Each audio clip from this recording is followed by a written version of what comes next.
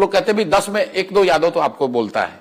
मैं कहता बहुत बड़ी बात है। 20% अगर यादव समाज जन स्वराज को वोट दे रहा है तो 3% वोट हुआ। 100% अगर ब्राह्मण वोट देंगे तो 3% वोट होगा। तो मेरे लिए उसमें कोई फर्क नहीं है भाई। Election is also a lot of arithmetic, क्योंकि 10 में 2-3 यादव का वोट देना 100% फॉरवर्डों के बराबर हो गया, क्योंकि उनकी बहुत बड़ी संख्या है। तो जन स्वराज को कोई एक जाति विशेष वोट नहीं दे रहा है, सारे वर्गों में दे रहा है। अब आपके सवाल पर आता हूं कि इंक्रीमेंटली किसका वोट पहले कटेगा। तो सबसे पहला नुकसान होगा छोटे दलों का, जो कि ऑलरेडी आपको दिख रहा है कि उन दलों की करीब करीब उनके कार्यकर्ता, उनके वर्कर सब जन स्वराज में आ गए।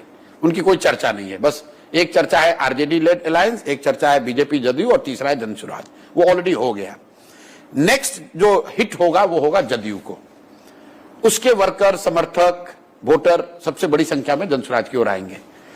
थोड़ा सा और अगर उफान हुआ और जन स्वराज की ताकत बढ़ी तो नेक्स्ट डैमेज होगा भाजपा को बड़ी, क्योंकि वहां पर 2 तरह के लोग आएंगे। एक जो कि भाजपा के यहां के कार्यशैली, यहां के लैक ऑफ लीडरशिप से परेशान है, एंटी इनकम्बेंसी उनके खिलाफ है। दूसरा कुछ उसमें एक ऐसा भी वर्ग है कि ठीक है ऊपर मोदी है, नीचे तो हमको जन स्वराज चाहिए, इसलिए सेकंड कटेगा भाजपा का। और जब ये दोनों कटेगा तो तीसरा जो मुसलमान जो यहाँ 30 वर्ष से लालू जी की बंधुआ मजदूरी कर रहा है, वो जब देखेगा कि इतनी बड़ी संख्या में एनडीए के लोग जा रहे हैं तो वो टूटेगा। इसी ऑर्डर में नुकसान होना है, होगा दोनों को नुकसान।